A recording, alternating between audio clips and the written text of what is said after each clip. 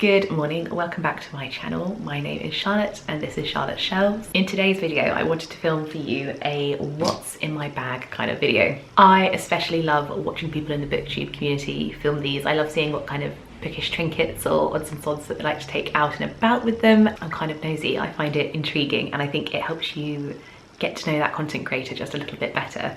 So today I'm just going to share with you what's in my bag.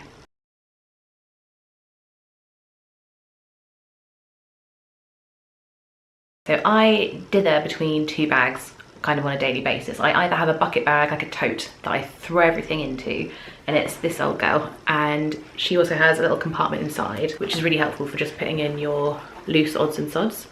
So I either take this one. I kind of like to be hands-free. I've increasingly been using a rucksack or backpack, and this is mostly my day-to-day bag. I believe this was originally from Accessorize. It's not particularly fancy, but it does the job. This was given to me by my nanny a few years ago. And if you've been around my channel for a little while, you know that I love black and gold. So I love that it's just a simple, I think it's just canvas, slightly quilted backpack, and then it's got the gold detail on it. I also have on it a little keychain of Sally from The Nightmare Before Christmas. My friend's daughter gave it to me, which is why I keep it on my bag. So let's take a look inside. And if I look like I have two heads, it's because someone's joined us. The first thing I have is the book I'm currently reading, and this is Shakespeare, The Man Who Pays the Rent by Dame Judi Dench. I've just started this. I got it from the library, and it piqued my curiosity for a while because I wasn't sure if it was going to be kind of autobiography or if it was going to be more about theatre, and it's kind of a blend of both genres. So Judy is being interviewed by, I think he's also an actor and a theatre director, but a lifelong friend. And the whole book is divided into the plays of Shakespeare and every character she has played within those plays. And I did not realise how many different characters she's played. And her career has spanned, I think, nearly 7 decades. And it's really, really insightful, and we are learning, well, I personally am learning so much about theatre and performance just through these interviews and conversations, and also so much about her like her critical approach of the plays and how she interprets the texts, because there's a couple of characters where she's kind of offered me new insight into how I wouldn't have previously maybe considered maybe Lady Macbeth's actions or Ophelia's or something like that, and she's giving a lot of insight. There's also lots of behind the scenes secrets, and she is also best friends with one of my all-time favourite actors, which is Kenneth Branagh, and for me he is the best Hamlet, and she shares some really fun conversations and things like that with other Shakespearean actors too. This is gorgeous. I think this could be a 5-star for me. I'm only 50 or so pages through, but I think this could be a good 5-star, which is exciting. Next, A Nightmare Before Christmas hair clip. This was given to me by my nieces and nephews.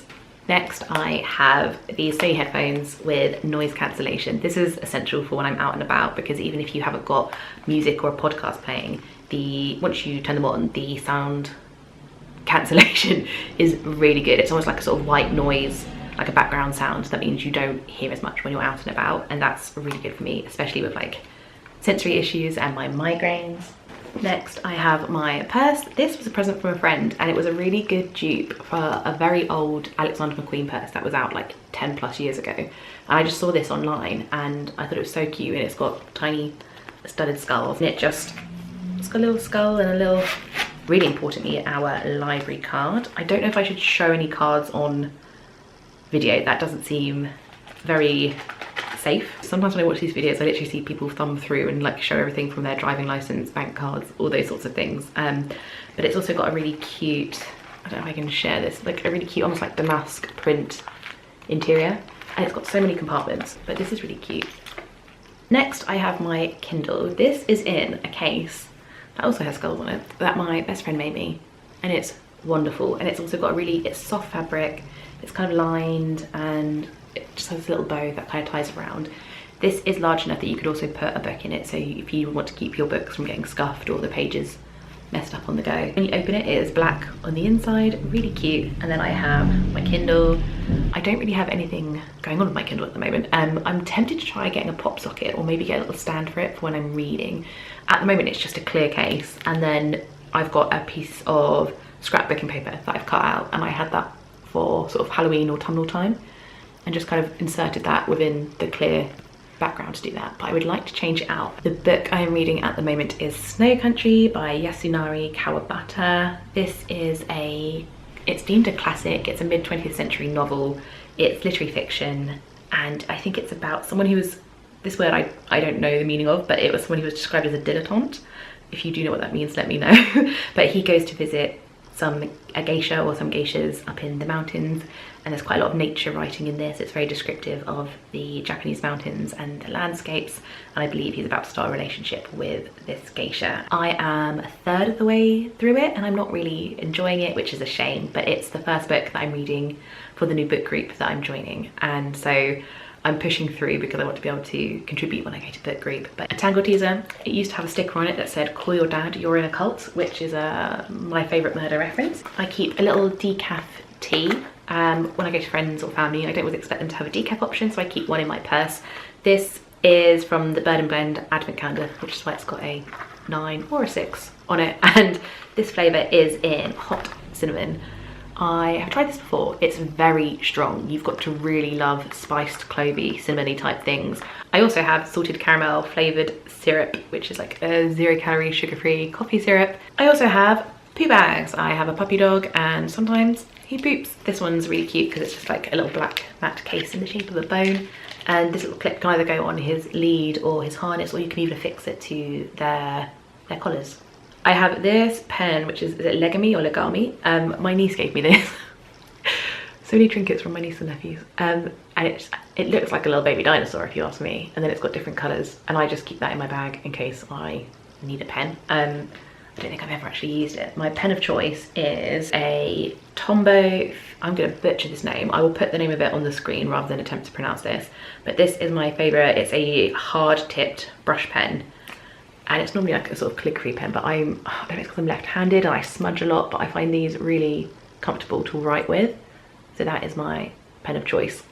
I know commonplacing is really in right now. This is more like a creative writing journal. I was especially writing in this over the summer. I mostly use it to brain dump ideas, creative space. So if I have ideas, short stories or poetry or little things, or just like private creative projects, this kind of comes with me. And I really love this brand of notebook. It's by C. White of Brighton.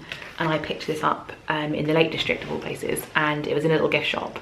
And this paper is acid free, which is really nice. It's also 140 GSM, so when you use a thick calligraphy, quite bleed heavy pen, it doesn't go through the pages, which I really love. I think from looking on their website, they're also really eco-friendly and have a lot of good recycling practices, and this is also made from recycled coffee cups, so I will probably keep using these. Next I have, a spare book, a spare bookmark. This was given to me by my mother-in-law, and it says, "You read right through me."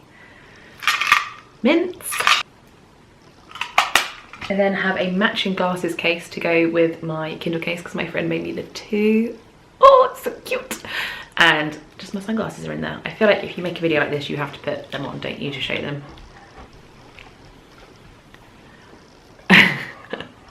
My other half said I look like a bug, but I'm down with that. They're really nice and thick and chunky. Those just live in this soft case. I have my phone. This is, I think it's an iPhone 15 and then a little black pop socket on the back. I was quite late to the pop socket. I have this pin that I've been meaning to put on my bag. I was gifted this at Christmas, and is that going to focus? It says my social battery, and then this is adjustable. And for me, most of the time it's going to be down here. Finally, I have my makeup bag. I try not to carry too much with me in it. For some people this will be too much, and for some people it won't be enough, but I have got a silk scrunchie, E45 hand cream, various migraine medications. I keep a little compact, and this is just a pressed powder. It's nearly all used up, as you can see. Lip balm. This one I'm really loving. It's just by Boots, but it's the lip sleep mask, and it's an absolute dupe for the Laneige sleep mask. Nude lipstick, Honey Love, a blush stick by Milk. Also, how much do you just want to bite that? Like, it looks like a really good sweetie, doesn't it? And it's got the jelly texture. Every time I open it, I think forbidden food. A brow pencil. So I have like the basics of a face. Like if I was in a rush or something had happened and I need to get out and about, I can put a bit of powder on, a bit of blush, lippy, an eyebrow, and I've got the basics of a face in there. Finally, I have my house keys with a little spooky Mickey keyring, keychain that I got when I went to Disney Paris at Halloween. So that is everything I lug around in my rucksack. It varies day to day as I take things in and out or whatever the day brings me, but that is generally a little bit of me in a bag. Thank you so much for watching. I appreciate it's a bit of a different video today, but wishing you a very happy reading, and please do like, comment and subscribe, and I'll see you soon. Hello. Are you going to be over my shoulder this whole video? Are you? Okay.